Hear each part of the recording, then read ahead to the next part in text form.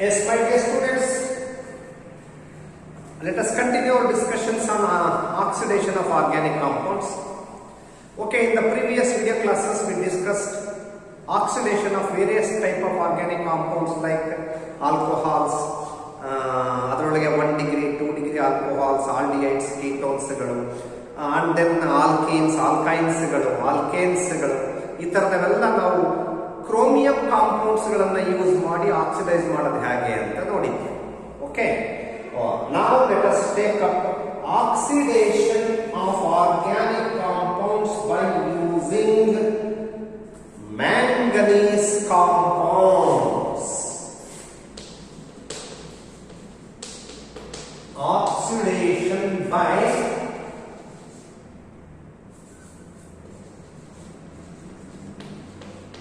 manganese compounds. Manganese compounds ಗಳನ್ನ use ಮಾಡಿಕೊಂಡು ನಾವು ಒಂದು ಆರ್ಗ್ಯಾನಿಕ್ ಕಾಂಪೌಂಡ್ಸ್ ಗಳನ್ನ ಹೇಗೆ ಆಕ್ಸಿಡೈಸ್ ಮಾಡಬಹುದು. You know, as soon as we talked about manganese, one important compound will struck to our mind. Laboratory ಒಳಗಡೆ ನಾವು ತುಂಬಾನೇ ಯೂಸ್ ಮಾಡತಕ್ಕಂತಹ ಒಂದು ಈಸಿಲಿ ಅವೈಲಬಲ್ ಕಾಂಪೌಂಡ್ ಇದೆ, ಮ್ಯಾಂಗನೀಸ್ ಇರ್ತಕ್ಕಂಥದ್ದು. It's a very powerful oxidising agent. I hope you can tell the name of the compound. ನೋಡಿದಿರಿ ನೀವು, ಇದನ್ನ ಯೂಸ್ ಮಾಡಿದಿರಿ ಕೂಡ. ಎಸ್, ಹೇಳ್ತೀರಿ ಹೆಸರು ನೋಡೋಣ ಯಾವುದು ಅಂತ. Yes, it could have been struck to your mind, ಗೊತ್ತಾಗಿರ್ಬೋದು ನಿಮಗೆ. It is none other than potassium permanganate, KMnO4, right? So this is a pink colored compound. ಇದು ಒಂದು ಪಿಂಕ್ ಕಲರ್ ಅಂದ್ರೆ ರೆಡ್ ಕಲರ್ ಅಂತಾನೆ ಹೇಳ್ಬೋದು ಹೆಚ್ಚು ಕಡಿಮೆ. ಆ ಬಣ್ಣದ್ದು ಇದು ನೀರಿಗೆ ಹಾಕಿದ ತಕ್ಷಣ ಇದು ಪಿಂಕ್ ಕಲರ್ ಆಗುತ್ತೆ, ಈಸಿಯಾಗಿ ನೀರೊಳಗೆ ಕರಗುತ್ತೆ. It is easily soluble in water and it produces a pink colored solution of potassium permanganate in water, right? Yes, ಹೇಗೆ ಸರ್ this potassium permanganate? ನೋಡಿ ಇಲ್ಲಿ, per molecule of potassium permanganate there are 4 oxygen atoms.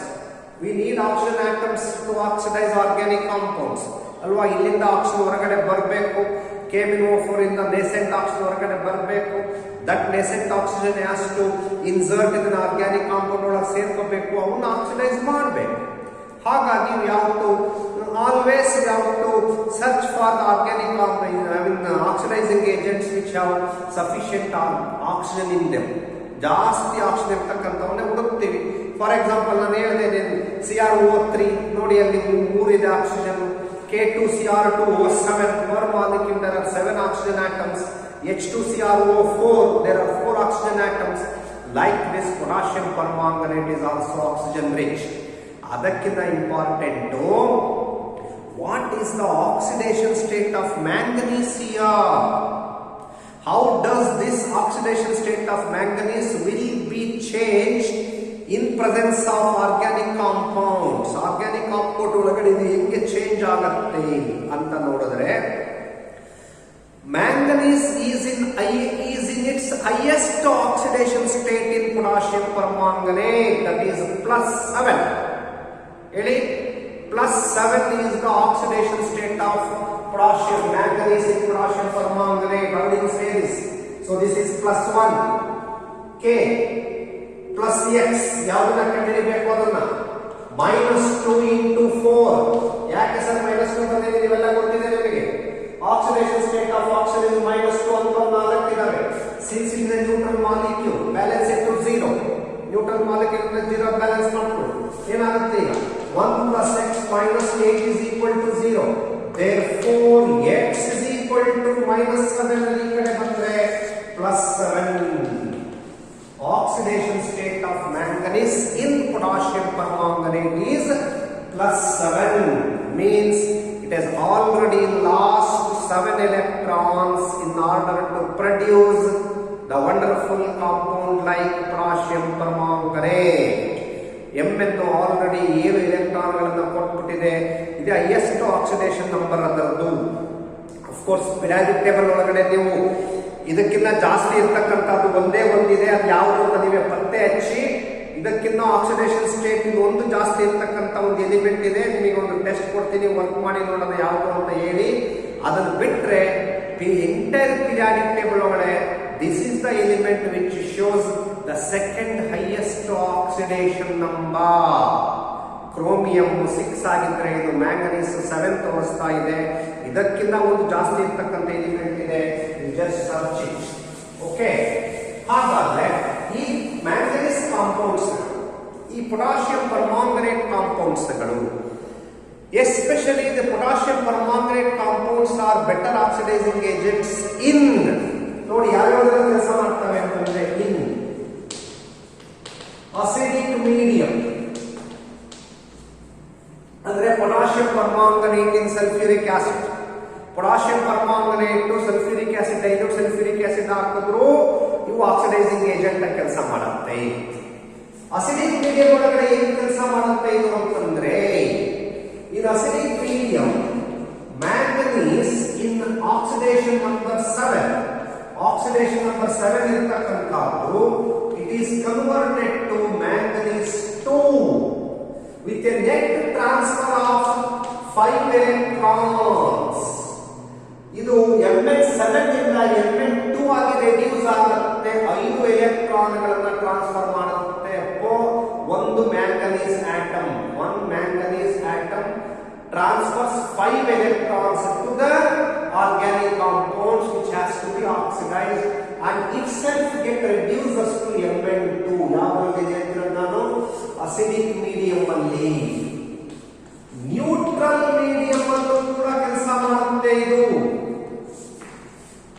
Neutral medium ಅಂದ್ರೆ ಏನು, sulphuric acid ಹಾಕಿಲ್ಲ, alkaline ಹಾಕಿಲ್ಲ ಅಂತಂದ್ರೂ ಕೂಡ ಇದು ಕೆಲಸ ಮಾಡುತ್ತೆ. ನ್ಯೂಟ್ರಲ್ ಮೀಡಿಯಂ ಅಲ್ಲಿ ಇದು Mn7 ಇಂದ it get transferred to Mn4 with a net transfer of 3 electrons, right? So Mn7 ಇಂದ ಇದು Mn4 ಆಗಿ ರೆಡ್ಯೂಸ್ ಮಾಡುತ್ತೆ ಯಾವ್ದ್ರಲ್ಲಿ, ನ್ಯೂಟ್ರಲ್ ಮೀಡಿಯಂ ಒಳಗಡೆ. It also a better oxidizing agent in basic medium. ಇದು ಬೇಸಿಕ್ ಮೀಡಿಯಂ ಅಲ್ಲೂ ಕೂಡ ಆಕ್ಸಿಡೈಸಿಂಗ್ ಏಜೆಂಟ್ ಆಗುತ್ತೆ. ಹಾಗಾದ್ರೆ ಇಲ್ಲೇನಾಗುತ್ತೆ, just like this neutral medium ಅಲ್ಲಿ ಹೇಗೆ ನಮಗೆ Mn7 ಇದ್ದಿದ್ದು Mn4 ಆಯಿತು, ಇಲ್ಲೂ ಅದೇ ರೀತಿ Mn4 ಆಗಿ ರೆಡ್ಯೂಸ್ ಆಗುತ್ತೆ with A net transfer of 3 electrons. Okay, so this is how potassium permanganate behave as a versatile oxidizing agent in almost neutral medium, alkaline medium as well as acidic medium. Okay, ಇದು ಒಂದಾಯಿತು. ಇನ್ನ what about solvents? Solvents ಅಂತ ಒಂದು ಪ್ರಶ್ನೆ ಬಂತಪ್ಪ ಅಂತಂದ್ರೆ, ನಾನೇನು neutral medium ಅಲ್ಲೂ ಕೆಲಸ ಮಾಡೋದ್ರಿಂದ ಇದು potassium permanganate just by dissolving in water, ನೀರಲ್ಲಿ ಕರಗತ್ತೆ. ಹಾಗಾಗಿ ಮೆಜಾರಿಟಿ ಆಫ್ ದ ಕೇಸಸ್ ಒಳಗಡೆ ನಾವು potassium permanganate is used in aqueous medium. ನಾನು ಹೇಳ್ತಿರೋದ್ರಲ್ಲಿ solvent. Okay,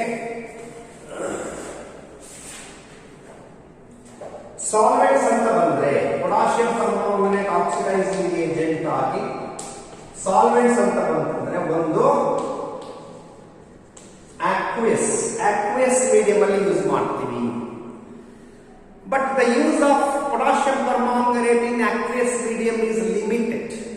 Y? Because majority of the organic compounds what we are going to oxidize are insoluble in water. ಅವು ನೀರಲ್ಲಿ ಕರಗಲ್ಲ. Potassium permanganate ಕರಗುತ್ತೆ, ಆದ್ರೆ ನಾವು ತಗೊಳ್ತಕ್ಕಂತಹ organic compounds ಅವು ನೀರಲ್ಲಿ ಕರಗಲ್ಲ.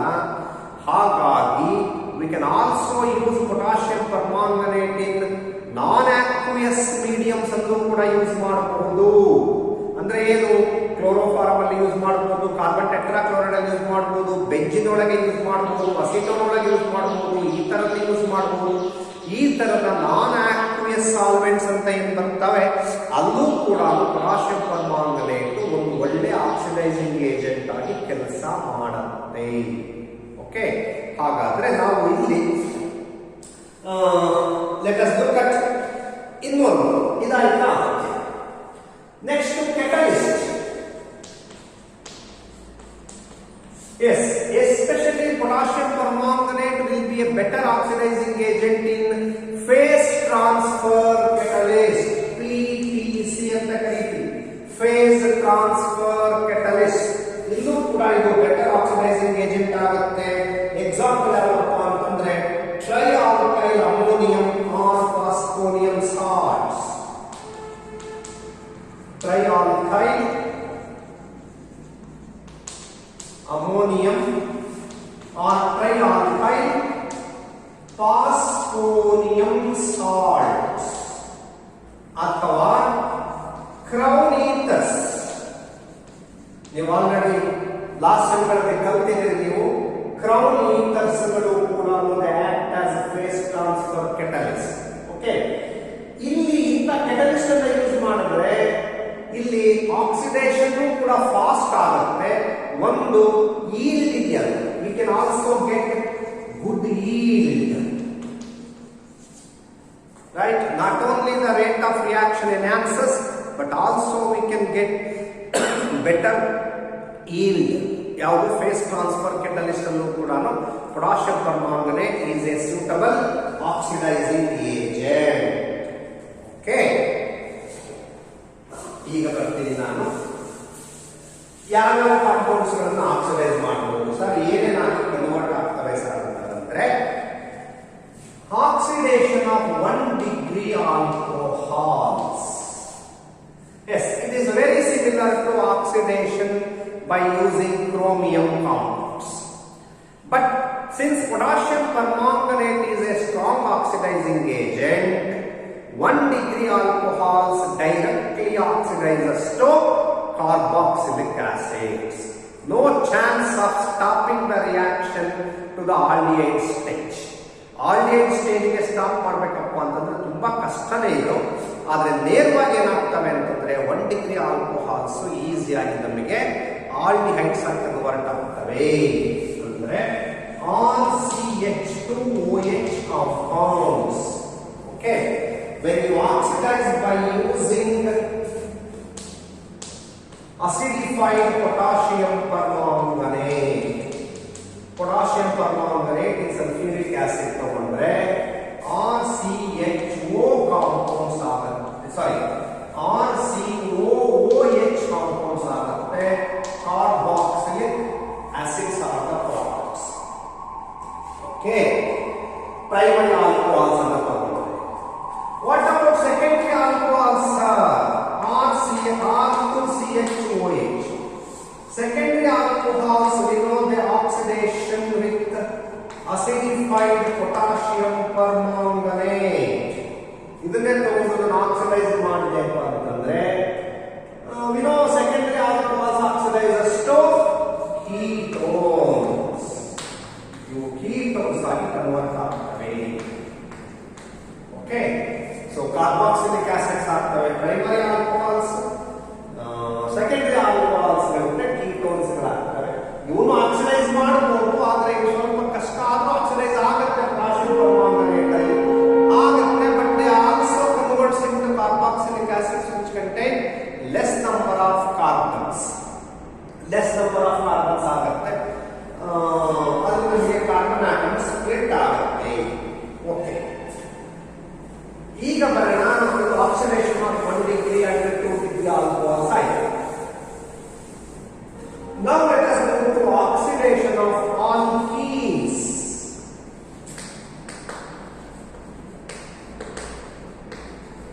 Oxidation of alkenes, double bonded compounds. Yes, we know this already. ನಮಗೆ ಗೊತ್ತಿದೆ, especially when you do the practicals concerned to organic analysis, qualitative analysis of organic compounds ಅಂತಕ್ಕಂಥದ್ದನ್ನ ನೀವು ಲ್ಯಾಬೊರೇಟರಿ ಒಳಗಡೆ ಮಾಡಿರ್ತೀವಿ. ಇಲ್ಲಿ qualitative analysis of organic compounds ಅಂದ ತಕ್ಷಣ ಏನ್ ಮಾಡ್ತೀವಿ, ಪ್ರಿಲಿಮಿನರಿ ಟೆಸ್ಟ್ ಅನ್ನ ಮಾಡ್ತೀವಿ ನಾವು. ಏನು ಪ್ರಿಲಿಮಿನರಿ ಟೆಸ್ಟ್ ಅಂತಂದ್ರೆ ಆ ಕಾಂಪೌಂಡ್ ಅನ್ನ ಮುಟ್ತೀವಿ, ನೋಡ್ತೀವಿ, ಅದು ಹೆಂಗಿದೆ ಸ್ಮೆಲ್ ನೋಡ್ತೀವಿ, ಅದರ ಬಣ್ಣ ನೋಡ್ತೀವಿ ಅಲ್ವಾ, ಕಲರ್ ನೋಡ್ತೀವಿ, ಅದರ ಸ್ಮೆಲ್ ಬರೀತೀವಿ. ಅದಾದ್ಮೇಲೆ ನೆಕ್ಸ್ಟು ಅದು ಸ್ಯಾಚುರೇಟೆಡ್ ಅನ್ಸ್ಯಾಚುರೇಟೆಡ್ ಅಂತ ತಿಳ್ಕೊಳ್ಳಿಕ್ಕೆ ಮತ್ತೆ ಒಂದೆರಡು ಟೆಸ್ಟ್ಗಳನ್ನ ಮಾಡ್ತೀವಿ. ಒಂದು ಇಗ್ನಿಷನ್ ಟೆಸ್ಟ್ ಅಂತ ಮಾಡ್ತೀವಿ. ಅದು ಆಲಿಫ್ಯಾಟಿಕ್ಕು ಆರೋಮ್ಯಾಟಿಕ್ಕು ಅಂತ ಗೊತ್ತಾಗ್ಲಿಕ್ಕೆ, ಆರ್ಗ್ಯಾನಿಕ್ ಕಾಂಪೌಂಡ್ ಒಳಗಡೆ ಇದು ಆಲಿಫ್ಯಾಟಿಕ್ಕು ಅಥವಾ ಆರೋಮ್ಯಾಟಿಕ್ಕು ಅಂತ ಗೊತ್ತಾಗ್ಲಿಕ್ಕೆ ನಾವು ಇಗ್ನಿಷನ್ ಟೆಸ್ಟ್ ಅಂತ ಮಾಡ್ತೀವಿ. ಆ ಟೆಸ್ಟ್ ಮಾಡಿದಾಗ if it is burns without ಸೂಟಿ ಫ್ಲೇಮ್ ಅಂತಂದ್ರೆ ಅದು aliphatic compound. It burns with ಸೂಟಿ ಫ್ಲೇಮ್ಸ್ ದಟ್ಟು ಹೊಗೆ ಬಂತು, ನಾವು ಕರ್ಪೂರ ಹಚ್ಚಿದಾಗ ಹೇಗೆ ಹೊಗೆ ಬರುತ್ತೋ ಆ ತರ ಬಂತು ಅಂತಂದ್ರೆ ಅದು ಆರೋಮ್ಯಾಟಿಕ್ ಕಾಂಪೌಂಡ್ ಅಂತ. ಇದು ಆಲಿಫ್ಯಾಟಿಕ್ ಮತ್ತೆ ಆರೋಮ್ಯಾಟಿಕ್. ಟೆಸ್ಟ್ ಫಾರ್ ಅನ್ಸ್ಯಾಚುರೇಷನ್ ಅಂತಕ್ಕಂಥ ಒಂದು ಟೆಸ್ಟ್ ಅನ್ನ ಮಾಡ್ತೀವಿ ನಾವು. You know how do you carry out test for unsaturation? What is test for unsaturation? If the given organic compound contain double bond or triple bond, ಇದು double bond ಅಥವಾ triple bond ಇದೆಯಾ, ಅನ್ಸ್ಯಾಚುರೇಷನ್ ಏನಾದರೂ ಇದೆಯಾ ಇದರೊಳಗೆ ಅಂತ ಟೆಸ್ಟ್ ಮಾಡ್ತೀವಿ ನಾವು. ಅಲ್ಲಿ ಮಾಡ್ತಕ್ಕಂಥದ್ದೇ potassium permanganate test, that is called Baeyer's test ಅಂತ ಕರೀತಾರೆ ಅಲ್ವಾ. ಏನಿದು ಬೇಯರ್ಸ್ ಟೆಸ್ಟ್ ಅಂತಂದ್ರೆ, ಕೊಟ್ಟಿರ್ತಕ್ಕಂಥ ಆರ್ಗ್ಯಾನಿಕ್ ಕಾಂಪೌಂಡ್ ಅನ್ನ ಡಿಸಾಲ್ವ್ ಮಾಡಿಕೊಂಡು ಯಾವುದು ಸೂಟಬಲ್ ಸಾಲ್ವೆಂಟ್ ಇರುತ್ತೋ ಫಸ್ಟ್ ಚೆಕ್ ಮಾಡ್ಕೊಂಡಿರ್ತೀವಿ.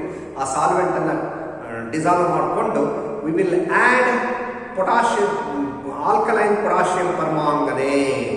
ಆಲ್ಕಲೈನ್ ಪೊಟ್ಯಾಷಿಯಂ ಪರ್ಮಾಂಗನೇಟ್ ಅನ್ನ ನಾವು ಇದಕ್ಕೆ ಹಾಕ್ತೀವಿ. ಅಂದ್ರೆ ಸ್ವಲ್ಪ ಪೊಟ್ಯಾಷಿಯಂ ಪರ್ಮಾಂಗನೇಟ್ NaOH ಅನ್ನ ಹಾಕ್ತೀವಿ. ಓಕೆ, ಇಲ್ಲಿ ಏನಾದರೂ ಆ ಪಿಂಕ್ ಕಲರ್ ಆ ಟೆಸ್ಟ್ ಒಳಗಡೆ ಹಾಕಿದ ತಕ್ಷಣನೇ ಡಿಸ್ಚಾರ್ಜ್ ಆಯ್ತು ಅಂತಂದ್ರೆ, ಪಿಂಕ್ ಕಲರ್ ಹೋಯ್ತಪ್ಪ ಅಂತಂದ್ರೆ definitely we can conclude that the given organic compound is unsaturated. Pink colour discharge ಆಗ್ಲಿಲ್ಲಪ್ಪ ಅಂತಂದ್ರೆ it shows that the given organic compound is saturated ಅಂತ ಬಂದು ನೆಕ್ಸ್ಟ್ ನಾವು ಕ್ಯಾರಿ ಆಗ್ತೀವಿ. ಓಕೆ, ಈಗ ಬನ್ನಿ ಇಲ್ಲಿ ನಾವು ಆರ್ಗ್ಯಾನಿಕ್ ಕಾಂಪೌಂಡ್ಗೆ ಆಲ್ಕಲೈನ್ ಪೊಟ್ಯಾಷಿಯಂ ಪರ್ಮಾಂಗನೇಟ್ ಅನ್ನ ಆಡ್ ಮಾಡಿದ ತಕ್ಷಣನೇ ಪಿಂಕ್ ಕಲರ್ ಡಿಸ್ಚಾರ್ಜ್ ಆಯ್ತಪ್ಪ ಅಂತಂದ್ರೆ ಪೊಟ್ಯಾಷಿಯಂ ಪರ್ಮಾಂಗನೇಟ್ ರೆಡ್ಯೂಸ್ ಆಯಿತು. ನಾವು ತಗೊಂಡಿರ್ತಕ್ಕಂತಹ ಆರ್ಗ್ಯಾನಿಕ್ ಕಾಂಪೌಂಡ್ ಒಳಗಡೆ ಡಬಲ್ ಬಾಂಡ್ ಇದೆಯಲ್ಲ, ಆ ಡಬಲ್ ಬಾಂಡ್ ಆಕ್ಸಿಡೈಸ್ ಆಯಿತು. ಅಂದ್ರೆ the given organic compound get oxidised and the potassium permanganate it self reduced. Right, ಇದೇ ನಾನು ಹೇಳೋದು, ಇದನ್ನ ಬೇಯರ್ಸ್ ಟೆಸ್ಟ್ ಅಂತ ಕರಿತೀವಿ, ಟೆಸ್ಟ್ ಫಾರ್ ಅನ್ಸ್ಯಾಚುರೇಷನ್. ರೈಟ್, ಹಾಗೆ ಇನ್ನೊಂದು ಟೆಸ್ಟ್ ಮಾಡ್ತೀವಿ ಸರ್, ಬ್ರೋಮಿನ್ ವಾಟರ್ ಟೆಸ್ಟ್ ಒಂದು ಮಾಡ್ತೀವಿ ಸರ್. ಓಕೆ, ಬ್ರೋಮಿನ್ ವಾಟರ್ ಕೂಡ ಆರೆಂಜ್ ಕಲರ್ ಇರ್ತದೆ. ಅದು ಬ್ರೋಮಿನ್ ವಾಟರ್ ಅಲ್ಲಿ ಡಬಲ್ ಬಾಂಡ್ ಹಾಕಿದ ತಕ್ಷಣ ಡಬಲ್ ಬಾಂಡ್ಗೆ ಅದು ಆಡ್ ಆಗುತ್ತೆ, ಬ್ರೋಮಿನ್ ಆಡ್ ಆಗ್ಬಿಡ್ತದೆ. ಹಾಗಾಗಿ ಡಬಲ್ ಬಾಂಡ್ ಹೊರಟೋಗುತ್ತೆ, ಇಲ್ಲಿ ನಮಗೆ ಆರೆಂಜ್ ಕಲರ್ ಕೂಡ ಡಿಸ್ಚಾರ್ಜ್ ಆಗುತ್ತೆ. It is also A test. But ನಾನು ಇಲ್ಲಿ ಪೊಟ್ಯಾಷಿಯಂ ಪರ್ಮಾಂಗನೇಟ್ ಇರೋದ್ರಿಂದ, ಅದರಲ್ಲೂ ನಾನು ಆಕ್ಸಿಡೇಷನ್ ಆಫ್ ಆಲ್ಕೀನ್ಸ್ ಹೇಳ್ತಾ ಇರೋದ್ರಿಂದ ನಾನು ಇಲ್ಲಿ ಬೇಯರ್ಸ್ ಟೆಸ್ಟ್ ಅನ್ನು ನಿಮಗೆ ಒಂದು ಜಸ್ಟ್ ಜ್ಞಾಪಕ ಮಾಡಿದ್ದೀನಿ, ರಿಮೈಂಡ್ ಮಾಡಿದ್ದೀನಿ, how do you carry out this ಅಂತ. ಓಕೆ, ಹಾಗಾದ್ರೆ ಏನಾಗುತ್ತೆ ಸರ್, ವಾಟ್ ಹ್ಯಾಪನ್ಸ್? ನೀವು ಹೇಳಿದ್ರಿ ಸರ್ ಡಬಲ್ ಬಾಂಡ್ ಆಕ್ಸಿಡೈಸ್ ಆಗುತ್ತೆ ಅಂತ. Double bond oxidises to what kind of compounds? ಏನಾಗಿ ಕನ್ವರ್ಟ್ ಆಗ್ತವೆ ಅಂತಂದ್ರೆ, ಓಕೆ, ಎಸ್, ಇಲ್ಲಿ ನೋಡಿ ಒಂದು ಎಕ್ಸಾಂಪಲ್ ತಗೊಳ್ತೀನಿ ನಾನು. Just I will write the example like oleic acid. Oleic acid ಅಂತಕ್ಕಂತಹ ಕಾಂಪೌಂಡ್ ಅನ್ನ ತಗೊಂಡಿದ್ದೀನಿ. Oleic acid is A unsaturated compound. Oils ಮತ್ತೆ ಫ್ಯಾಟ್ಸ್ ಅಲ್ಲಿ especially this oil is present in groundnut oil and then sunflower oil and then coconut oil. ಈ ತೆಂಗಿನ ಎಣ್ಣೆ, ಕೊಬ್ಬರಿ ಎಣ್ಣೆ ಮತ್ತೆ ನಮ್ಮ ಸನ್ಫ್ಲವರ್ ಆಯಿಲ್, ಗ್ರೌಂಡ್ನಟ್ ಆಯಿಲ್, ಶೇಂಗಾ ಎಣ್ಣೆ ಇದರೊಳಗೆ ಇರುತ್ತೆ unsaturated fatty acid. Okay, CH3 CH2 7 times CH double bond CH CH2 7 times COOH. So this is oleic acid. Nodi, almost I will give you all the fatty acids which are present in various types of oils and fats. Oils and fats are ella numbered compounds, ಸಮ ಸಂಖ್ಯೆ ಹೊಂದಿರತಕ್ಕಂಥವು. ಇಲ್ಲಿ ಎಷ್ಟಿದೆ carbon ಎಣಿಸ್ತೀವಿ ನೋಡೋಣ. 7 + 1 8, 8 + 1 9, 10, 10 + 17 1 18. There are 18 carbon atoms in this folic acid and it contains one double bond. IUPAC ನೇಮಿಯಲಿಕ್ಕೆ ನೀವು ಪ್ರಯತ್ನ ಮಾಡಬಹುದು sir, ಏನು ನೀವು ಸಣ್ಣ ಹುಡುಗರಲ್ಲ ಅಲ್ವಾ. ಹೇಳಿ ನೋಡೋಣ IUPAC ನೇಮನ್ನ. ಇಲ್ಲಿಂದ ಎಣಿಸ್ಕೊಳ್ಳಿ. 1 7 8 9 ಅಲ್ವಾ, 10 18 ಕಾರ್ಬನ್ ಇದೆ ಒಳಗಡೆ. 18 ಕಾರ್ಬನ್ ಇದೆ, 7 1 8 9ನೇ ಕಾರ್ಬನ್ ಮೇಲೆ ಡಬಲ್ ಬಾಂಡ್ ಇದೆ, ರೈಟ್. ಹಾಗಾದ್ರೆ 18 ಕಾರ್ಬನ್ ಇದ್ರೆ ಏನ್ ಕರೀತೀರಿ ಸರ್? 18 ಕಾರ್ಬನ್ ಇರ್ತಕ್ಕಂಥದ್ದನ್ನ ಏನ್ ಕರೀತೀರಿ? ಆಕ್ಟಾಡೆಕಾ. ಏನ್ ಹೇಳಿ? ಆಕ್ಟಾಡೆಕಾ ಅಂತಂದ್ರೆ 18. ಆಕ್ಟಾಡೆಕಾ 9 in. Octadeca 9 in, right? Oic acid, 1 oic acid. Octadeca 9 in 1 oic acid. So this is simply called oleic acid.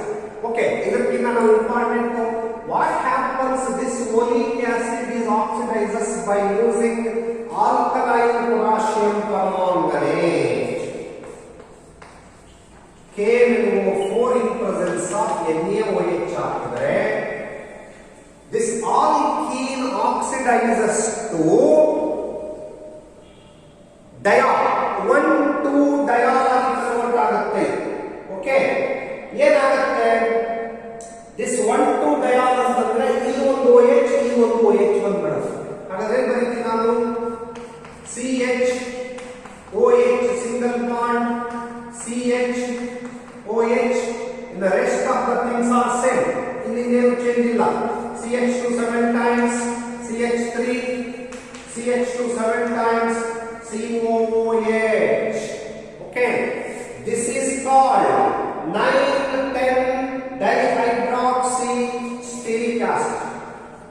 9,10 dihydroxy 9 10 ಮೇಲೆ 2 OH ಇದೆ. dihydroxy stearic acid.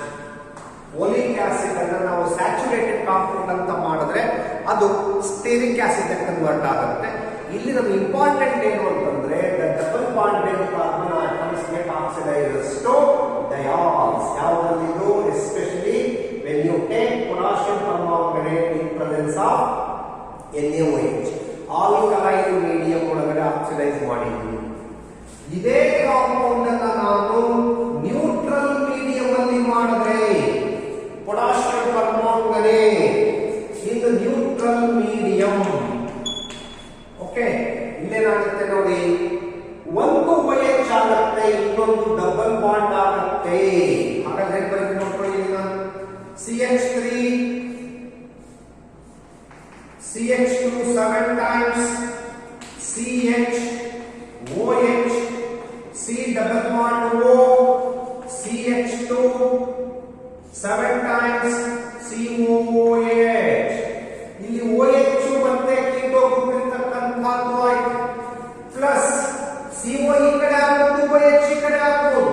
ಅವಾಗ ಏನಾಗುತ್ತೆ ನನಗೆ H ಬರಲ್ಲ.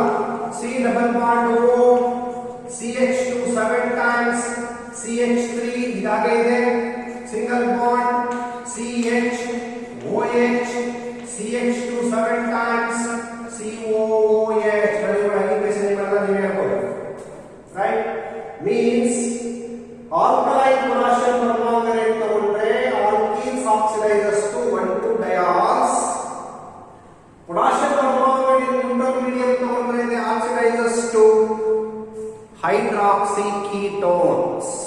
hydroxy ketones ಆಗಿ ಆಕ್ಸಿಡೈಸ್ ಆಗ್ತವೆ ಈ ತರ. Okay, so this is oxidation of alkenes by using alkaline potassium permanganate and as well as neutral potassium permanganate. Okay, similarly oxidation of narbornine ಅಂತಕ್ಕಂತಹ ಒಂದು ಕಾಂಪೌಂಡ್ ಅನ್ನು ಬರೀತೀನಿ. With alkaline potassium permanganate gives 1,2 glycol.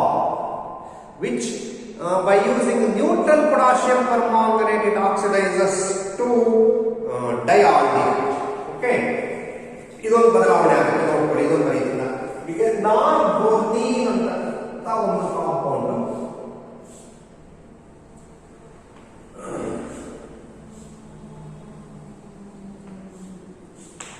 Right, ಇಲ್ಲಿ double bond ಇರುತ್ತೆ.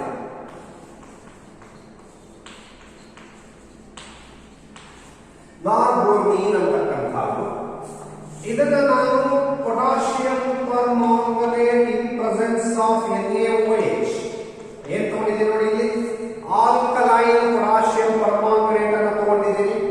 This alkaline potassium permanganate ಅನ್ನು ತಗೊಂಡ ತಕ್ಷಣವೇ this compound oxidises to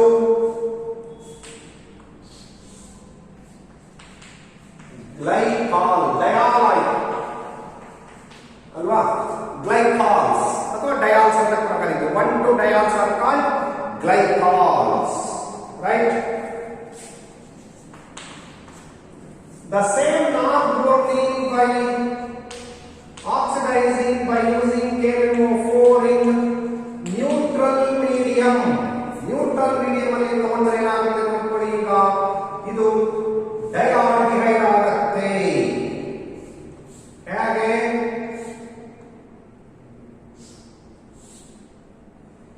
Yes, CHO dialdehyde ಆಗುತ್ತೆ. Means just by changing the medium we can change the product in the oxidation of alkenes, right? ಹಾಗಾದ್ರೆ ಇದರ mechanism ಅನ್ನು ನೋಡೋಣ. Mechanism next class ಅಲ್ಲಿ ಹೇಳ್ತೀನಿ ನಾನು ನಿಮಗೆ, how these alkenes get oxidizes to diols, right? So end up with, ನಾನು end up ಮಾಡಿದ್ರೆ ಇಲ್ಲಿ potassium permanganate is a very useful and easily available oxidizing agent which oxidizes, which transfers for 3 to 5 electrons varying from medium to medium. ನಾವು basic medium ಅಲ್ಲಾದ್ರೆ net 3 electrons ಆಗುತ್ತೆ, acidic medium ಅಲ್ಲಾದ್ರೆ 5 electrons ಆಗುತ್ತೆ. Even it is an oxidising agent in neutral medium also. 1 degree alcohols ತಗೊಂಡ್ರೆ ನೇರ carboxylic acids ಆಗುತ್ತೆ. 2 degree alcohols ತಗೊಂಡ್ರೆ ನಮಗೆ ketones ಬರುತ್ತೆ. ಇನ್ನು ಆಲ್ಕೀನ್ಸ್ ಅಂತ ತಗೊಂಡು ಆಲ್ಕಲೈನ್ ಪೊಟಾಷಿಯಂ ಪರ್ಮಾಂಗನೇಟ್ ತಗೊಂಡ್ರೆ ಡಯಾಲ್ಸ್ ಬರುತ್ತೆ, 1, 2 ಡಯಾಲ್ಸ್ ಬರುತ್ತೆ. ನ್ಯೂಟ್ರಲ್ ಮೀಡಿಯಂ ಅಲ್ಲಿ ಮಾಡಿದ್ರೆ ನಮಗೆ ಹೈಡ್ರಾಕ್ಸಿ ಕೀಟೋನ್ಸ್ ಆಗಿ ಕನ್ವರ್ಟ್ ಆಗುತ್ತೆ. Okay, yes, this is all about oxidation by using potassium permanganate. In the next class, let us continue our discussions on the mechanism of oxidation of alkenes. Okay.